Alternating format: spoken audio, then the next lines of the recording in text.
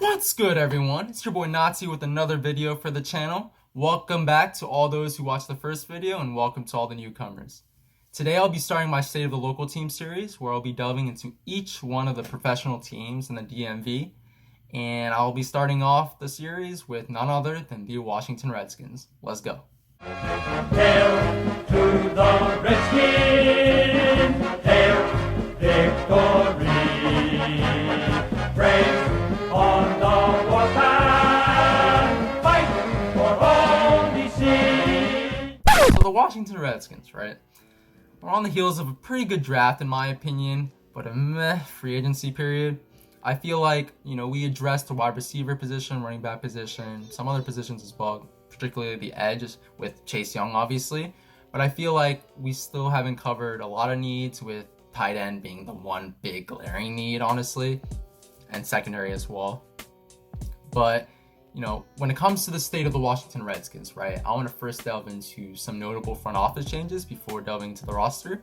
So we have Kyle Smith, who has taken over the VP of Player Personnel role ever since Bruce freaking Allen got fired, right? And he has essentially become the de facto GM. He took over GM duties during the draft. He had a lot of control over requiring free agents to cover some of the holes that we have on our team.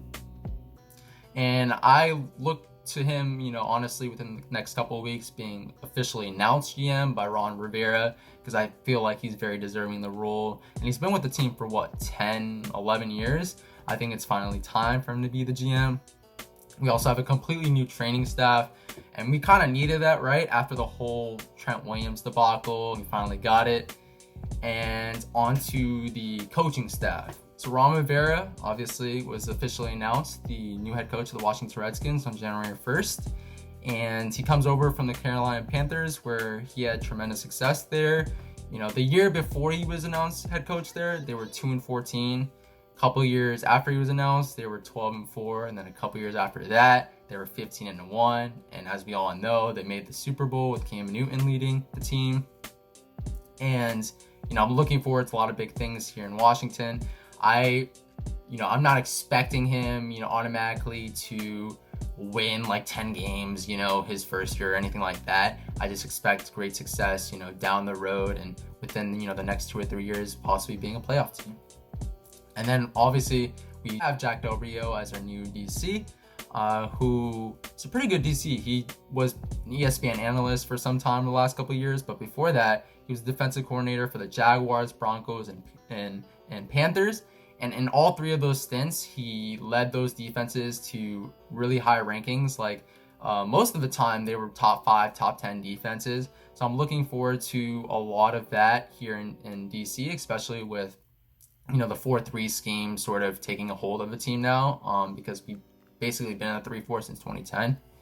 And on the offensive side of the ball, we have Scott Turner, who was the OC for the Carolina Panthers, but now is the OC for the Redskins. He brings a lot of creativity to the offense, honestly, and the way he uses running backs out of the backfield is really cool. And hopefully with Darius Guys and Antonio Gibson, our new draft pick, and J.D. McKissick on third downs, hopefully he'll bring some of that here to Washington. And I think Rivera and Turner gelled a lot last year and, the past couple of years. So I'm looking forward to that here in DC. Now, on to the Redskins roster. So for quarterback, obviously, we got Dwayne Haskins, right?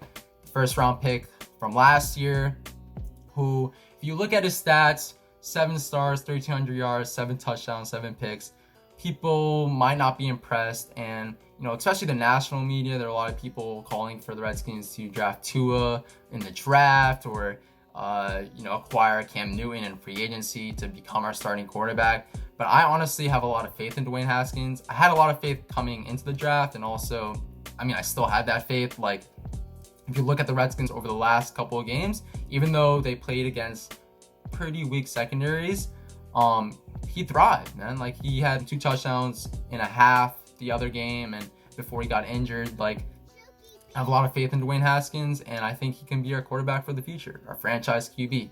And then to back him up, we have Kyle Allen, who we acquired with a 5th round pick from the Panthers, who I think is a pretty solid quarterback.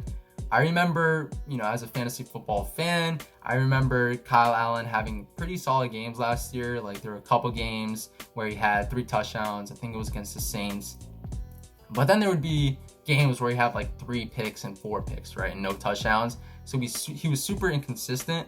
But as a backup quarterback, I think he would very much excel in that job. And I look forward to, what he brings to the team. But I still think that Haskins is our starting quarterback.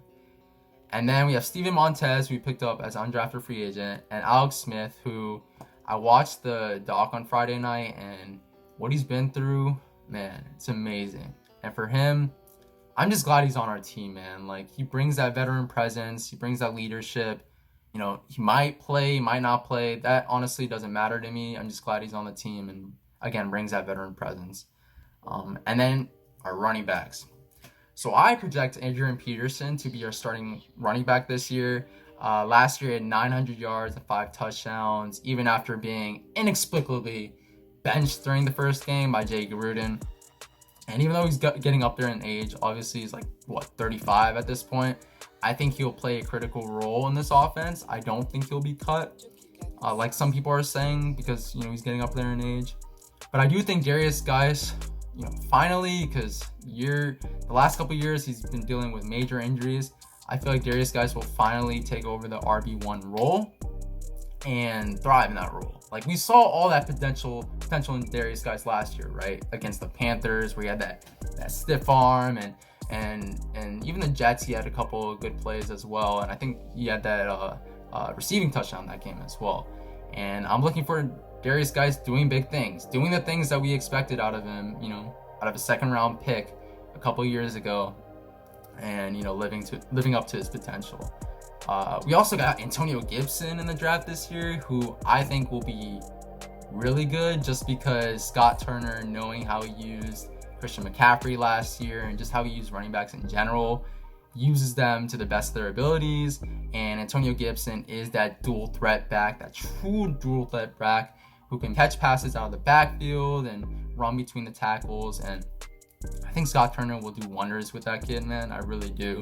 We also got J.D. McKissick as our third down back, who I think will also sort of serve as the same role as Antonio Gibson, just less between the tackles. And we got Bryce Love, who, if he can stay healthy, would be a great, add to our running back room. Peyton Barber and Josh Ferguson, who I see as just backup options at this point. And then with our wide receivers, we have my guy, Scary Freaking Terry, manning the wide receiver 1 position. And last year he had 900 yards, 7 touchdowns as a rookie. Honestly, should have had over 1,000 yards if it weren't for injuries down the stretch. But Terry McLaurin, man, he is slowly but surely becoming a star in the NFL, and I'm looking forward to big things out of him, obviously, this year, and him continuing to ascend and being another great Ohio State receiver in the NFL. And then Kelvin Harmon, who I think will be our wide receiver 2 projected, but I think he will compete with Cody Latimer and the rookie from Liberty University, Antonio Gandy Golden. I think Kelvin Harmon had a pretty good season last year. He thrived much more once Dwayne Haskins took over the starting QB role. He had a couple of good one-handed catches and a couple of just really good catches down the field. But I do think he will compete for that wide receiver 2 role with Cody Latimer and Antonio Gandy Golden. And then we have Steven Sims Jr. in the slot. And again, if you look at his stats, 400 total yards, 5 touchdowns. They might not be amazing, but if you really saw Redskins games last year, you knew Steven Sims made an impact, especially down the stretch.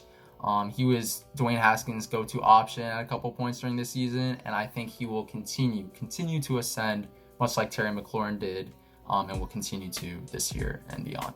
We also have Cam Sims, Trey Quinn, who could be cut, in my opinion, Isaiah Wright, Darvin Kidsey, Jonathan Johnson, and then some other practice squad players as well. But I think in that wide receiver room, I think Terry McLaurin, Kelvin Harmon, Steven Sims Jr., Cody Latimer, Antonio Gandy Golden, Cam Sims, I think they'll all play critical roles in our team this year. And I honestly felt that during free agency, we needed that, additional veteran receiver, such as Emmanuel Sanders or even AJ Green, maybe through a trade. But I understand why we didn't go that route, especially because we are in a semi-rebuild at this point, and Ron Rivera even said he's not afraid to play young players. But I think this wide receiver group will only continue to ascend in the upcoming years. And then our tight end room. This is the position I have the least confidence in. We got Logan Thomas, who just last year had less than 200 receiving yards and a touchdown, who I project to be our starting tight end, at least right away, come week 1. And, he's a Hokie, yes, DMV pride. At the same time, he hasn't really shown much. He's had a lot of injuries, and he's never really latched on as a tight end 1. And I don't know, man, I'm nervous because we got Jeremy Sprinkle to back him up. We got Richard Rodgers. We got Hale Henches, who did show some things last year and could be a tight end 2 maybe on our team. Got Caleb Wilson, Marcus Baugh, probably no more than like bench players, if that. But I do like Thaddeus Moss. We got him as an undrafted free agent. But again, on any other team, we'd probably be no more than a tight end 2. But because the opportunities are there with Logan Thomas being our starting tight end, I think Thomas and Moss could compete for that tight end 1 position at this point. But come week 1, I think Logan Thomas will take over the role just because he has a little bit more of that experience that Moss lacks at this point. And then with the offensive tackles, we got Morgan Moses. Morgan Moses still at the right tackle. And I know, guys, how many times throughout the season did we hear holding number 76 offense? That got annoying, but we didn't draft another tackle outside of someone who I'll mention a little bit later. And we got Jaron Christian to back him up. So I feel like Morgan Moses at this point will be our starting right tackle come week 1 and pretty much throughout the season, honestly. And I project right now Cornelius Lucas to be our starting left tackle come week 1. But I think Sadiq Charles, who we drafted in the 4th round, will shortly supplant him for that left tackle spot. If not, be the starting left tackle come week 1. The only concern with Sadiq Charles was that, he had the character concerns coming into the draft at LSU. And, he wasn't maybe the most polished prospect, but he has all the talent, man. Like, again, he won't replace Trent Williams, like I said in the draft video, but he has a lot of talent, and he could be our left tackle for years to come. And we got Jaron Christian, who is, at this point, man, might be cut. Like, he was a 3rd round pick a couple years ago, and I didn't even like that pick at the time, and I especially don't like it now. And he hasn't really shown much. Like, he hasn't shown much as a backup. He hasn't shown much as a starter. And at this point, he might get cut. Just might get cut. And then we got Timon Paris and Paul Adams, who I don't see as any more than backup options or maybe practice squad options at best. And then on to the offensive guards. So we got Wes Martin, who I project to be our starting left guard, but will compete with a guy that we acquired from the Atlanta Falcons, Wes Schweitzer, who was a guard that started a lot of games for the Falcons, but honestly was only starting because of injuries and just because they didn't have a lot of good options at the guard position for a long time in Atlanta. So I think Wes Martin will become that left guard again for years to come, much like Sadiq Charles at the left tackle position. But in terms of our guards, I am more excited about Brandon Sheriff, obviously. The 3-time Pro Bowler who has come in every single year and pretty much has excelled on that offensive line, whether it be, as a pass blocking specialist or even as a run blocking specialist. He signed a franchise tender this offseason for 1 year, $15 million. But he definitely needs that long-term extension. Like, we just don't have a lot of great guards on our team and in the league, period, honestly. And Brandon Sheriff is one of them. We drafted him, homegrown talent. We have to make sure that he stays with this team because he is that special. And he might become an all-pro soon. Who knows? He's 28, which is, getting up there in age, but for a guard, that's actually okay. Like, they can still do pretty well up until, like, their mid-30s, honestly. So, and then, again, we have Wes Schweitzer to back Wes Martin up, and then we have Jeremy Vucinovic, who we also acquired in free agency, who I don't see as anything more than a backup option also at this point. Then for our centers, we got Chase Roulier manning the starting center spot. Chase Roulier has been pretty stout on the line ever since he's taken over for Spencer Long, I believe. And, there haven't been too many mistakes for him, and he's been solid. And I don't see the backup options that we have right now, Ross Pierce-Baker and Keith Ismail, who's the rookie we picked up this year, I don't see them as supplanting him at anytime soon. So Chase really a pretty solid center for us. And then the defensive line. So for the ends, I believe that Montez Sweat will take over one of the end spots, and Chase Young will take over the other end spot as starters come week 1. For Montez Sweat, he had 7 sacks last year, 50 tackles.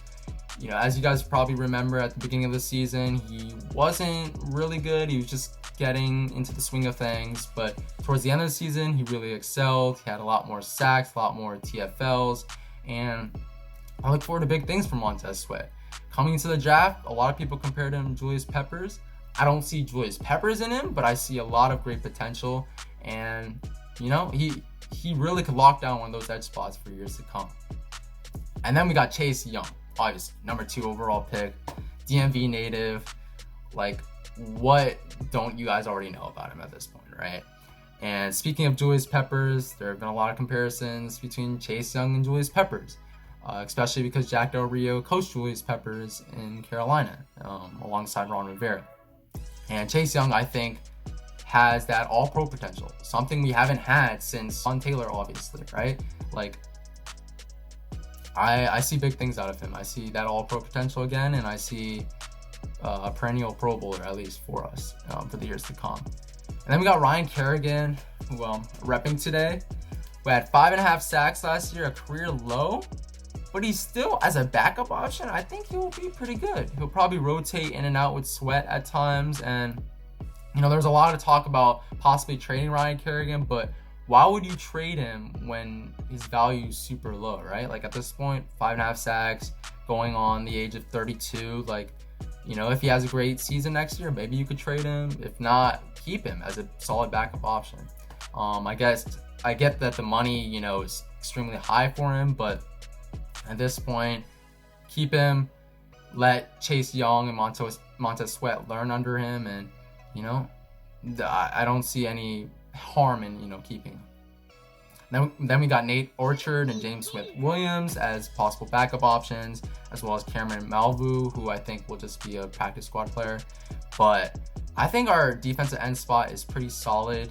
We do have 2 question marks, honestly, in Ryan Anderson and Jordan Brailford, just because they're tweeners. They don't really fit in the 4-3 scheme that will be brought over by Jack Del Rio and Ron Rivera, but I think they are pretty solid players, particularly Ryan Anderson, who had a career year last year, 4 sacks and 5 forced fumbles. But again, doesn't have a very, refined role. Possibly could be a trade candidate. Who knows? We still have a lot of time left before the season starts, if it does start. But those are pretty much for me, those are the only 2 question marks at this point. And then we got Deron Payne, in my opinion, manning the 3 technique spot, where last year he had a relatively down year, 2 sacks, down from 5 the previous year. But had a ton of pressures. Is more of the run-stopping defensive tackle that we need, which is why I think he'll be that 3 technique for us. And then we got Jonathan Allen as my projected 1 technique starter. And last year he had 6 sacks. He, even though he might not have had, the captain designation, he's pretty much the captain of our defense at this point. He's still relatively young, and we just picked up his 5th-year option. I think he'll continue to ascend on this team. And then we got Matt Ioannidis, who just last year had 8.5 sacks, 11 tackles for loss. In my opinion, probably is the best defensive tackle, but I just don't project him to start just because we have Jonathan Allen, Deron Payne, and Matt Ioannidis is more of the pass rushing specialist. So I see him and Jonathan Allen rotating in and out a lot throughout the season, particularly on 3rd down, where Matt Ioannidis will truly be unleashed. And then we also got solid backup options in Tim Settle, the Hokie, Caleb Brantley, and then Ryan B., who might just be a practice squad player. But I think our defensive tackle room is very solid, just like our defensive ends, and I'm looking forward to our front just being ferocious this year.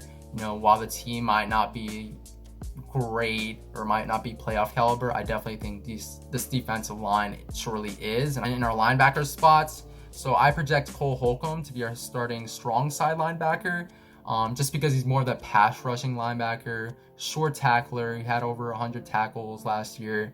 I definitely see Cole Holcomb manning that spot. And, last year he was a rookie and he excelled. The only thing he didn't really excel in was pass coverage. But as our starting strong side linebacker, you don't expect that too much from him. So I definitely see him manning that spot. And then I project Thomas Davis, the wily veteran, 37 years old, to be our starting weak side linebacker, just because he's much more of the coverage linebacker that we need and that we haven't had.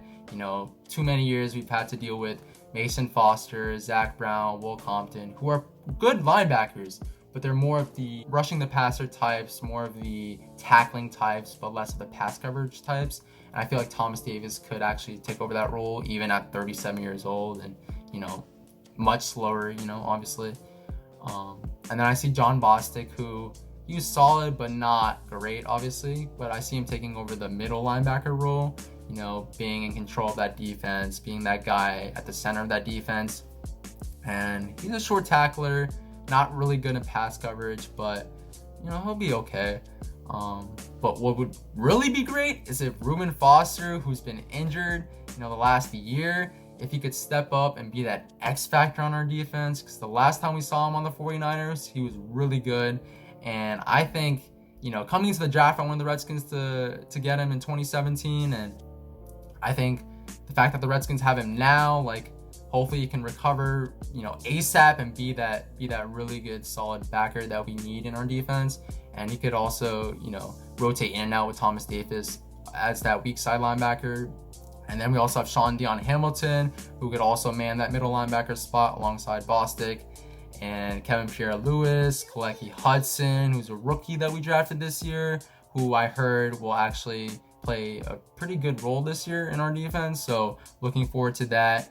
And again, as I mentioned in my draft video, he is at Michigan. He played more of that Viper role, which is that safety linebacker hybrid, but with the addition of being a pass rushing end at times. And I think that would actually be really good on our team and sort of be an even better version of what we had in Josh Harvey Clemens for the last couple of years. So I look forward to him playing a really big role in our defense over the next couple of years.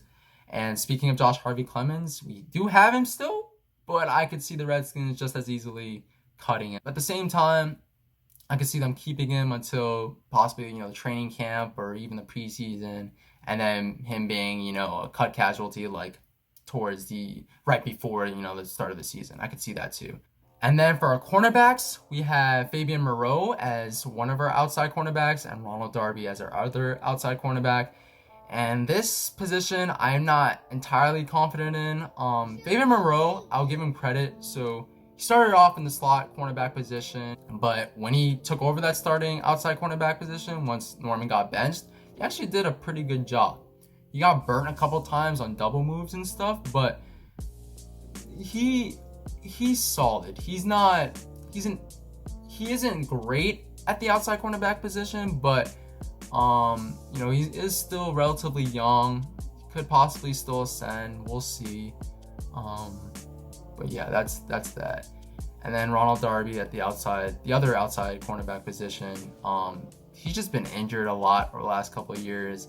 And he's also got burnt a lot of times when he was on the field. I have a lot of friends who are Eagles fans, and they're actually happy that he's on the Redskins so that they could take advantage of him now. But maybe in our 4-3 scheme with Ron Rivera, Jack Del Rio, his potential will be unlocked a little bit. He's also from the DMV. Maybe playing for his hometown team will help him improve a little bit. Most importantly, we got Kendall Fuller manning the slot cornerback position. When he got traded, everybody was mad, right? He was an ascending cornerback at the time. We drafted him in the 3rd round. Him in a 3rd round pick got traded to the Chiefs for Alex Smith, and we had our quarterback, but it was never the same. Our defense was never the same without Kendall Fuller. And he didn't have many picks last year, but his presence was truly felt on that championship-winning Kansas City team. And he was our biggest free agent signing, 4 years, $40 million.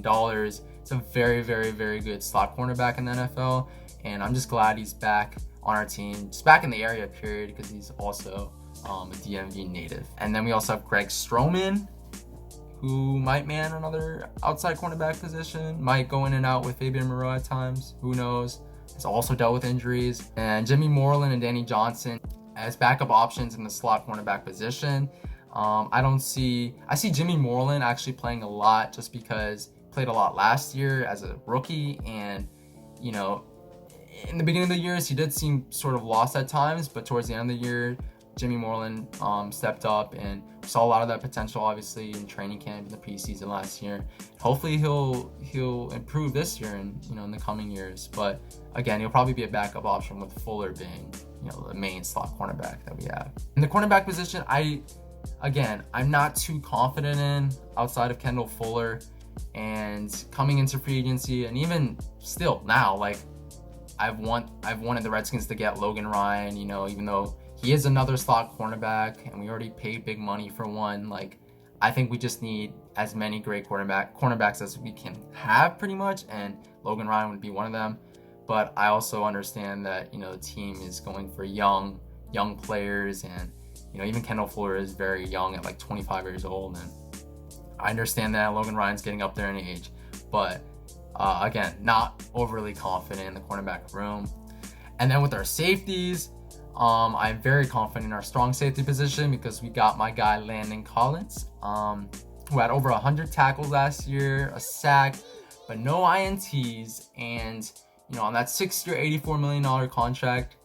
I understand that Landon Collins, outside that 1 year with the Giants where he had like 5 picks and was like an all-pro safety, I understand outside of that 1 year, he's never been a turnover, machine. He's never caught a lot of interceptions. But at the same time, I do want to see more of that playmaking potential, because we all know him as a run-stopping safety, as a guy in the box, is just an excellent safety right in the NFL. But I do want to see more of that playmaking ability if possible this year. Sean Davis will probably be the projected free safety for our team.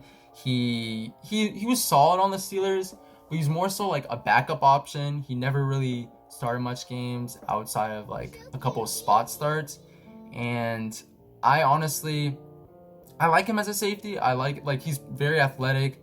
He's a good tackler, but at the same time, like, I don't know, man. To back him up, we have Troy Apke. It's just tough because, like, how many years have we gone with the free safety position not being addressed, right? Like, we haven't had a really good free safety, and hopefully Sean Davis could do really well in that spot and shore up that position that we haven't had shored up since 2007. Yeah, outside of Landon Collins, not very confident in the safety room, honestly. Not very confident in the secondary, honestly, but yeah, that's that. And then special teams, we have Dustin Hopkins as our kicker, Tressway as our Pro Bowl punter, and then Nick Sundberg as our long snapper. Tressway, Pro Bowler, like, he's a great punter in the NFL, and I'm glad he's on our team. And then Nick Sundberg, who, after Trent Williams got traded, is actually our longest tenured Redskin. So, and he's been solid for us over the last couple years. So now, in my wrap up, the state of the Washington Redskins. So we're a team on the rise, but we're a team that, is about to start a semi-rebuild with Ron Rivera, Jack Del Rio, Chase Young just being drafted. I think, honestly, looking at this team right now, we're about a 7-win team because we do still have several holes that we need to address. Again, the tight end position being the biggest one, and the secondary as a whole. But I think next year, because of the boatload of cap room that we're going to have, especially after we traded Trent Williams, Alex Smith could possibly come off the books next year, and we have a lot of room to be aggressive in next year's free agency and even in the draft, having our full allotment of picks. But again, I don't see this team being much more of a 7-win team. And I hate to say it because, I am a Redskins fan. I want to be optimistic, but I'm also trying to be realistic as well. But who knows, We have that stout defensive front. We have an improving core running back and wide receivers. And maybe this team could overachieve. I look forward to seeing how the season plays out this year and, seeing some of these young players really play really well, honestly. So that's the end of my video, guys, and I hope you enjoyed my State of the Washington Redskins video. And please make sure to like, comment, subscribe to this channel. It'd be much appreciated. And I look forward to more videos down the line. Thank you guys very much, and peace. Let's go. Run a pass and score, we want a lot more. Beat 'em, swamp 'em, touch them, let the point soar. Fight on, till you have won. Sons of Washington.